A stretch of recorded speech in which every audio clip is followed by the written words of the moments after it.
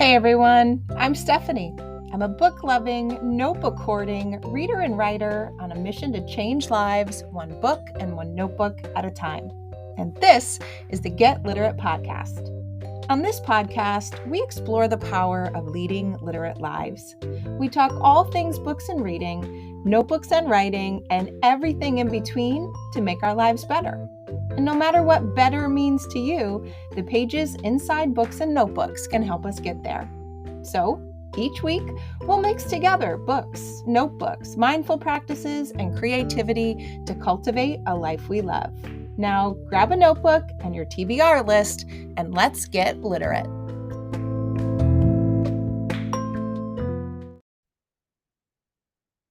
Hey everyone, welcome back to another episode of the Get Literate podcast. I'm Stephanie, your chief bookologist here at Get Literate. Wait, what? What did I just say? I did. I said your chief bookologist on the Get Literate podcast. More to come on that in just a minute. You know that I love when a book can literally change our lives, whether it's because the concepts just hit us hard, or we changed a daily action as a result of being inspired by the book. Whatever it is, books can be transformative. And I read one recently that is having that kind of transformation for me. The book I'm talking about is Life in 5 Senses by Gretchen Rubin. If you haven't read it yet, this book is utterly delightful. I have been a big fan of Gretchen Rubin's for a long while, and I eagerly awaited this book, and it did not disappoint. I could relate all too well to Gretchen's feeling that life was passing her by, and she was missing most of it because of her inability to get out of her own head and into the world around her. It's got a mix of science and practicality, and Gretchen shares her personal journey to better noticing, better appreciating, and better savoring each day with all of her senses. As always, I appreciated her honest look at herself and her way of living, all of the different experiments she tried in her own life, and the insightful reflections she shared that we could take into ours. I truly highly recommend it. And it has got me thinking about everything. How I experience the world, how present or not present I am, how much fun I have or not fun just because I want to, how I can choose the bigger life, as Gretchen likes to say, and how I'm just simply enjoying the time that I have. It's in the process of making a pretty important impact on my personal life, but it's also got a pretty tremendous impact happening on my professional one too. So as a result of reading this book, it has got me thinking long and hard about two of the best parts of my life, outside of my family, of course, my reading and writing lives, and how I show up for them. And when I wrote my book, Leading Literate Lives, I developed a framework for really growing our reading and writing identities and boosting our literate lives in personally meaningful and joyful ways. And there are 3 parts to that framework: our habits, our hearts, our communities. So our habits are the things that we do every day to make sure that reading and writing is a priority in our life. Our hearts are the kinds of reading and writing we do so that it's personally meaningful or productive or joyful or whatever our purpose is. And our communities ensure that we are part of a larger system so that we feel supported in the journey, we get inspired, and yes, even a bit of FOMO, or the fear of missing out, which then loops right back to supporting our literate habits. But now, after reading this book, I am really thinking about how to enhance my habits, hearts, and community framework with the 5 senses and why that particularly matters. And that's where I've declared myself a bookologist. Now, let me back up a bit. As I thought about my framework and how I can enhance each of those parts with the 5 senses, our habits, our hearts, and communities, I really geeked out on the study of not just reading and writing, but on mindfulness and creativity too. And in the process of that deep dive, I came up with what I think is a pretty fun and unique term and a pretty fun and unique definition that really captures what my lifelong journey to reading and writing has been like and what I hope to capture in my future. Are you ready for that term? That term is bookology. Bookology. So, how am I defining bookology? Well, it's the study of reading and writing mixed together with mindful practices and creativity. So, books for reading, notebooks for writing, and the mindful and creative practices surrounding those things that can help us make life better. Oh, isn't that just such a wonderful term? Bookology. That is what I do. That is what I study. And that means I'm a bookologist, a person with the knowledge and the desire to create bookish and notebookish experiences for others. You know, that's what I love to do. I love to design experiences and activities and community sessions where we talk about our reading and writing and we figure out ways to make it better and decide what to do so that it can make our life better. So I am dedicated to bookology, the study of reading and writing mixed with mindful practices and creativity, and I am a bookologist, a person who loves to create experiences around reading and writing for others. Now, I felt so lit up and so joyful, really deep diving into the research around those practices. And I realized like this is a pretty cool thing. This is a term I haven't heard. This is a role I haven't embraced in this particular way. And I just couldn't wait to share it with you because it really was something that I have been thinking about for years, right? I've been calling it bibliotherapy, but it's more than that. It's not just learning from the books that we read, it's learning from the books we read, and it's pairing them with the really restorative practices of notebooking and journaling, while all the while being mindful and creative and really harnessing all of those things so that we can live our best life.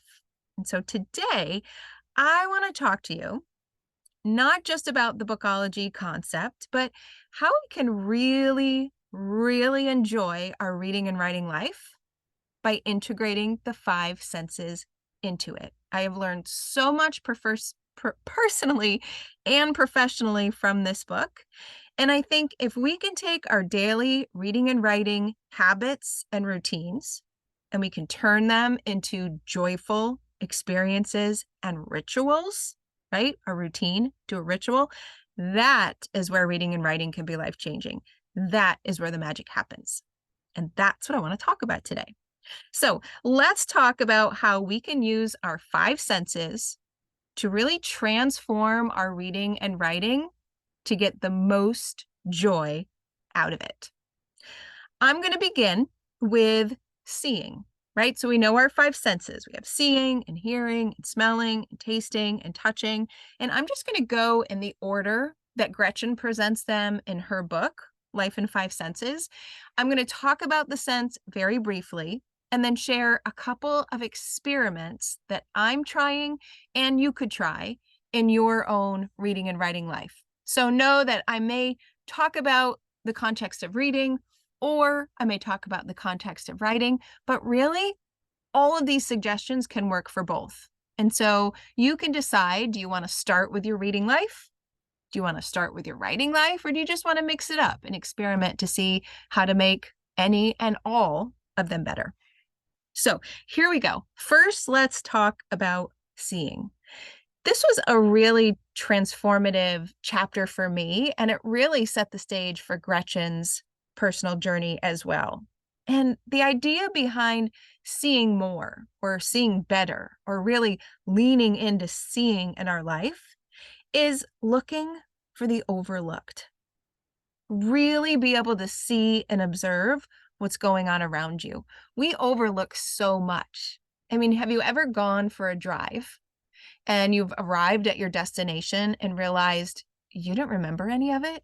Did you see those stop signs, those traffic lights, those monuments, the landmarks, the ways that you know how to, get from point A to point B? That happens far too often to me because I'm typically lost in my own mind or listening to a podcast, and I don't always see everything around me because I'm preoccupied. And if we think about how could that matter for our reading and writing life, how can we see more? It matters because seeing more means we are more present. And whenever we are more present in whatever it is we're doing, it's more enjoyable, it's more meaningful. And if those are healthy things that we're present for, all of those wonderful benefits, we get more of them. So I started to think about how could I enhance my sense of sight inside my reading and writing life. And the number one thing I kept coming up with is that I could just truly enhance the physical setting wherever I do reading and writing. Wherever I do reading and writing, whether that's your kitchen table, whether that is your sofa, your couch, whatever it is, what could we do to enhance that setting so when you sit down to read, you're just really present and you're seeing all the beautiful sights there are to see around you? So it could be that you're making sure that your reading and writing space could be free of visual clutter. This is a huge one for me. I definitely prefer to be a minimalist rather than a clutter bug. I cannot unsee clutter. And if I know it's there, I can't focus on whatever I'm doing. My kitchen counters have to be cleaned off. I know it's a personality flaw. So part of freeing up your sense to really focus on seeing could be to remove the visual clutter for wherever it is you like to read. Get the piles off your desk. Have the kitchen table be nice and clean. Get the coffee table or the side table spick and span so that you can relax instead of feel overwhelmed. You might also enhance your setting with mood enhancing colors or just having your favorite colors there. Maybe it's a pillow that's bright yellow, or maybe you read in the back porch where it's a mix of gray and blues so that you can truly set the stage for reading based on the physical location that you choose to read. And maybe that means changing your reading and writing scenery based on how you want to feel. One day the kitchen table could work. Another day you need that soothing back porch. Another day you need outdoors to get some nature therapy. Either one can work to really enhance the mood that you can then harness for your reading and writing. Now, another way to really use your senses of seeing in reading and writing is to appreciate the covers, right? Really look at those covers. I so enjoyed learning about the process of how book covers are designed and how much actually goes into them. Do you actually take the time to really look at it and savor it? See how it relates to the content? Do you open it up and read those end pages? Do you look at the actual hardcover book and see if there's some sort of design on that? And what about your notebook? Do you take care to really choose those covers and look at it every day? Feel it if it's hardcover or leather bound or a moleskin or whatever it is. Another way of really bringing your sense of seeing into the reading and writing experience, especially for reading, is to allow yourself the time and space to visualize. Really visualize the book. Maybe get out your notebook and sketch it so that you can put it on the page and really grasp what it could look like. Or maybe you go to Google Maps and you Google wherever that setting is so you can really see it and experience it and live it and be more present inside of those pages of the book. There are so many different things that we could do. But so far in my experiments, I have found that getting rid of the clutter, going to a location to read where it matches my mood or the colors are just nice and make me happy, really appreciating the covers of the book, the inside flaps, or taking the time to look at any pictures that are in there, perhaps, and then going the extra mile to really visualize the book. sketching some things out, annotating some things, and my favorite, going to Google Maps to find the setting, or just to Google words I didn't know, especially when I'm reading settings across the pond. I don't know what some of those words mean, and I can go to the internet, figure out what they are, and really enhance my sense of seeing inside of the book. So there was how you might enrich your reading and writing life with the sense of seeing. Now let's move to the sense of hearing. It is pretty well known that sounds can conjure emotion and memory quite quickly, right? If you are listening to the radio and you hear a song, you can kind of match exactly where you were when you first heard it, or a memory that you had that made you feel a simple way in relation to that sound, to that song. Songs and sounds can just take us back to other places. And one of the things Gretchen created in her book that I loved was an audio apothecary. It was a playlist that she created because she just loved the feelings that particular songs helped her to feel. And she had an audio apothecary to help her feel in an upbeat mood or to get nostalgic. Whatever her purpose was, that audio apothecary was a personalized playlist to help her really sink into, enjoy, remember, and savor the moment. And the first thing that came to mind when I saw Gretchen's audio apothecary was using ASMR rooms as part of our reading and writing experiences. So ASMR rooms are animated scenes for meditation and relaxation. ASMR. You can go onto YouTube and you can click on ASMR rooms for readers, or you can just click the kind of ambiance that you want to have to enhance your reading and writing experiences. You could click on an ASMR room that sounds like a coffee shop so that you get the feel of reading and writing there without ever leaving your home. You could get an ASMR room that feels like a library, a bookstore, ASMR room for being outside in particular parts of the country. You could get an ASMR room that helps you feel like you're reading on a train or in front of a fireplace or in front of a window of falling snow at the holiday times. These rooms can help give you those background sounds that can just enhance the reading and writing experience. And it doesn't mean that there has to be songs like lyrics if you think that you might be getting distracted. Although you could, maybe for you, you're playing classical music in the background, or you are playing your own personal audio apothecary of your favorite songs. For me, I can tune those things out, but having lyrics gets a little bit distracting.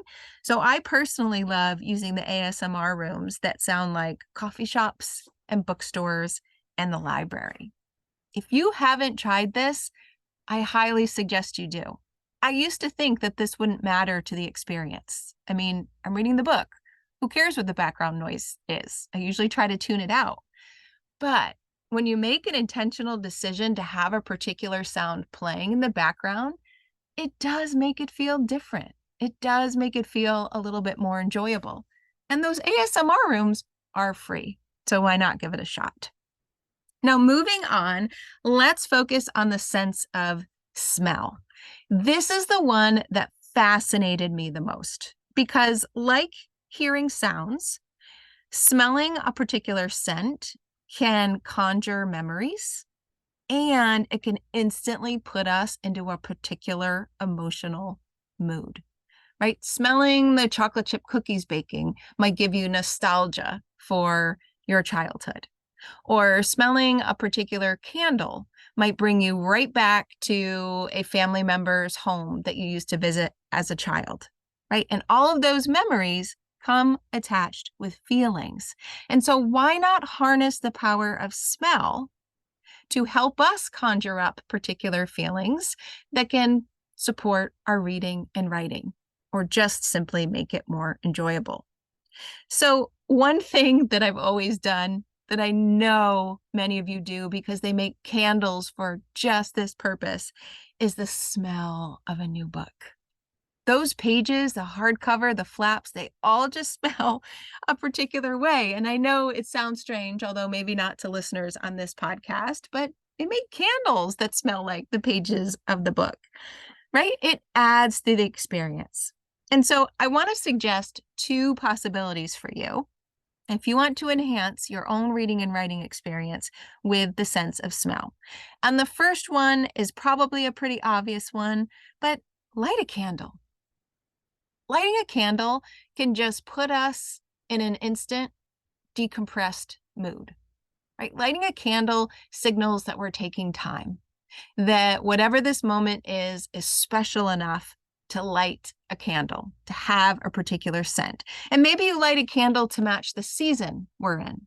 Maybe it's a holiday candle, a spring scent, summer linens, fall pumpkin spice. Maybe it's a candle to match your mood. You want something light and citrusy when you're doing your beach reading, but you want something deeper and richer when you're reading your mystery in the winter.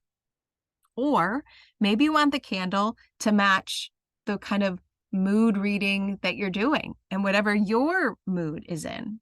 Or maybe you just want to light a favorite candle. And every time you read and write, you light that candle as a signal to your brain that we are getting ready for some self-care. Now, you know, I've been participating in some different writing groups and writing circles. And one of them, the Body Writers Circle, Jennifer lights a candle at the start of every session. Now, we can't smell it, but we know she does it. It's a signal that some really great writing is going to happen. And since then, I've started lighting a candle whenever I do my own writing too. And it's something that I could easily do with my reading life when I have the chance to sit down in a space that could support candle lighting. Now, the other piece that I've really enjoyed experimenting is using essential oils in a diffuser to really light up the reading and writing space with some beautiful smells. I've even gone so far in my experiments to not only purchase and try different essential oils for different moods and different emotions and different ways I want to feel, but I actually created my own. I had no idea that it was that easy.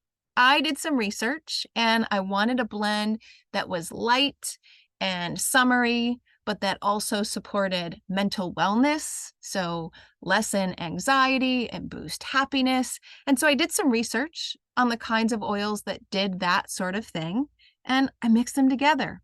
And I went to my local store and I said, here's the blend I want. Can you make it?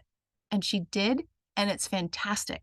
And I light it, or no, I don't light it. I actually put it in the diffuser all the time. And it just does enhance the experience. I've been experimenting with making my own oils for more mood reading.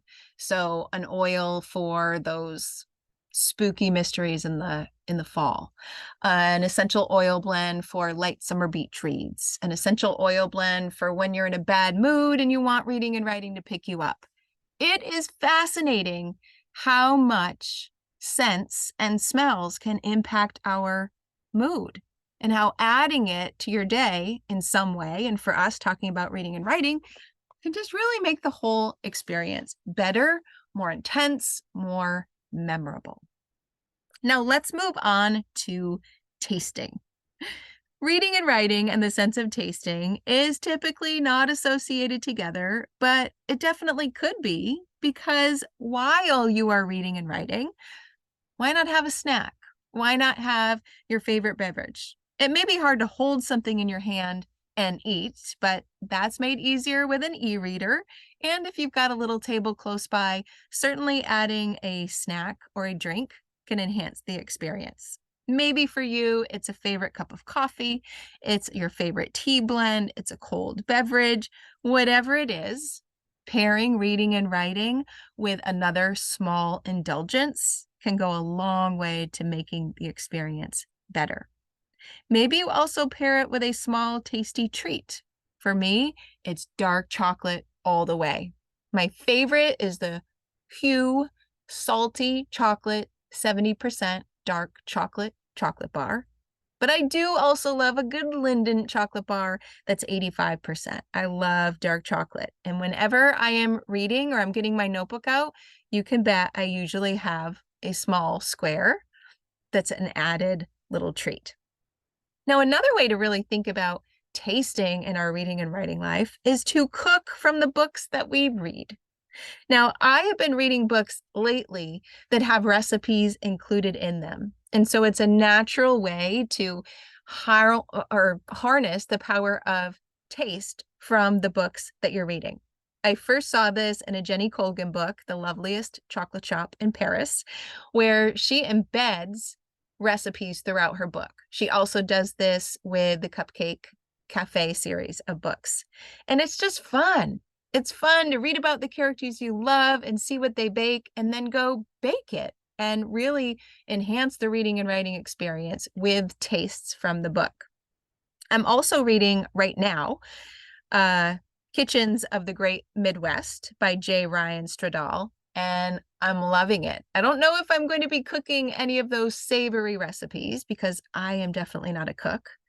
But what I am trying, and in fact, I tried this morning, was to bake my very first gluten-free pie crust so that I could bake a lemon meringue pie as described in a book that I've read recently.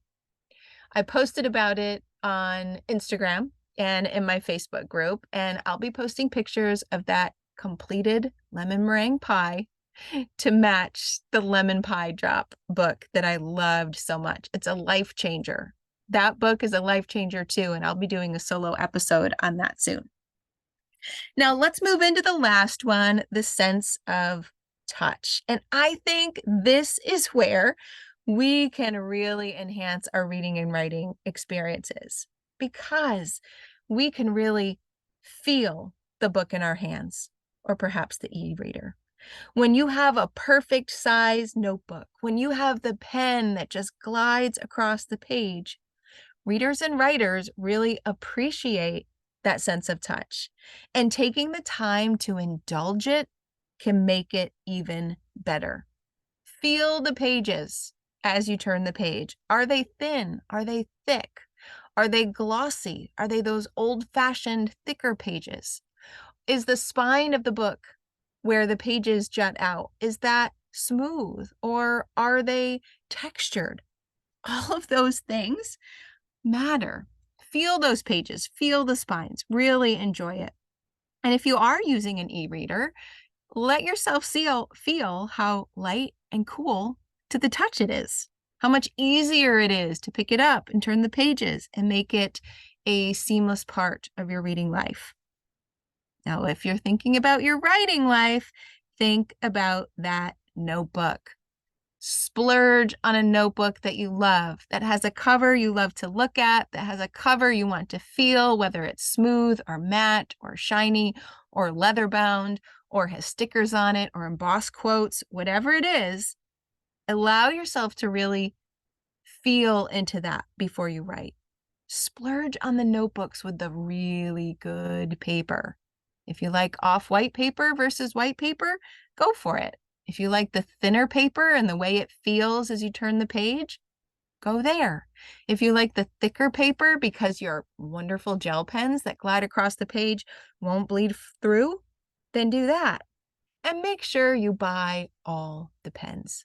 I am giving you permission to buy all the pens, whether they are Inkjoys or Sharpies or Tombos or thick or thin, erasable, not erasable, whatever they are, go ahead and let yourself get them because they matter. When you write in a notebook that has just the right paper and that pen that is just the right pen for you glides across just that right paper, that just elevates the whole reading experience. So you have my permission to go indulge in all the things to really make your writing life come to life. So there you have it. I've got a couple of suggestions in each of our 5 senses to make reading and writing even more enjoyable. And if we can take reading and writing from just a daily habit, which is still a really great habit to have, to a daily reading and writing ritual, well, we're just giving ourselves more forms of self-care. We're giving ourselves more spaces to appreciate and savor what we have. We're giving ourselves more reason to do more reading and writing because it just makes ourselves feel good. Now, here's what I want you to do. I've got a little take forward challenge for you. I want you to create a 5 senses portrait of your reading and writing life. Now, if you don't know what a 5 senses portrait is, you'll learn all about it if you read Gretchen Rubin's Life in 5 Senses. But you could also head to her website and read her blog post about it, listen to her podcast about it, or even purchase her new 5 Senses notebook. I think that's going to be a splurge that I offer myself. Here's what I want you to do. And you don't need a specific notebook for this. You can just grab any piece of paper. And you're going to, on that piece of paper, simply list the 5 senses and give yourself space in between. So you've got a piece of paper, start at the top, seeing, hearing, smelling, tasting, touching, and give yourself a little space in between each of those headers to jot some ideas down.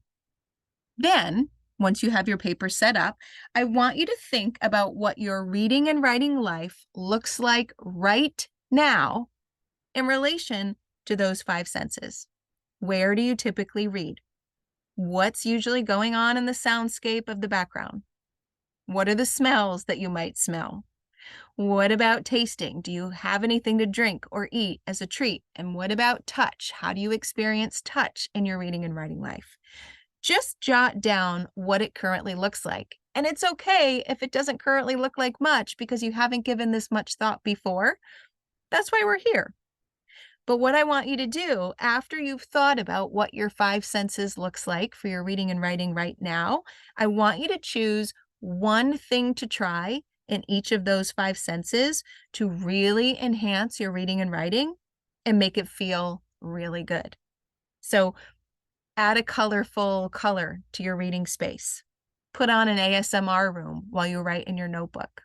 Get out that essential oil diffuser and come up with a blend. Grab your favorite beverage or let yourself go through the drive-thru at Starbucks and get that yummy drink that you don't usually get. Take some time to savor what those books and notebooks and those gel pens feel like. Pick one thing from each of your senses that we talked about today and just spend the summer experimenting. Summer reading is some of the best reading, at least I think, although winter and fall and spring reading is pretty wonderful too. But it's the perfect time to just kick back and relax and experiment with how your 5 senses can enhance your reading and writing so that it feels even better and you can just get all of the benefits from it. Then, in a month, maybe 2 months at the end of the summer, take a look at your 5 senses portrait and take a new one. What does it look like now that you've done the experiment? And how has it enriched your reading and writing life and therefore enriched your actual life?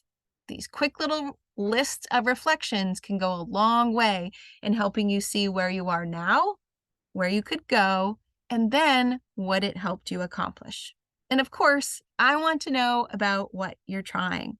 You can go to alitlife.com and you can comment in the show notes for this episode what your 5 sense portrait for your reading and writing life looks like. What are some of the things that you already do? What are the experiments that you're going to try? And what have you tried? And how did it go? If you want to find me on social media instead, you can go to any of your platforms and find me at Affinito Lit, or you can send me an email at stephanieaffinito@gmail.com and even hop into my free Get Literate Facebook group where we'll be talking about these kinds of things throughout the summer. I'll be posting some new ideas, and what I'd love to do is compile a list of all of the ways we are enhancing our reading and writing lives through our 5 senses so that anyone could easily download a quick one-page printable on how to make their reading and writing life, and therefore their actual life, better. So send me the comments so I can get started on that. That brings us to the end of today's episode. I hope you loved thinking about how to make your reading and writing life better as much as I loved talking about it. And if you haven't picked up Life in 5 Senses yet, I highly recommend you do. Thanks for listening, everyone, and I'll see you inside the next episode.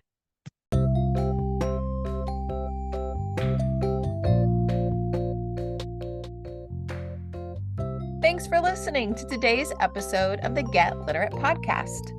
You'll find links to all the books, resources, and ideas mentioned in the show notes and at alitlife.com. And if you want more, you might like to join my Patreon community. There, you'll find additional inspiration for your reading and writing lives, like bonus podcast episodes, book calendars, monthly book clubs, notebooking challenges, live events, giveaways, and much more. It's only $5 a month, and you get instant access to all the previous content too. You can learn more at getliterate.co. But one more thing. If you love what you listened to today, please take a moment to rate and review the podcast, or take a screenshot of the episode and text it to a friend. This helps the podcast grow and builds our bookish and notebookish community too. Thanks so much for listening.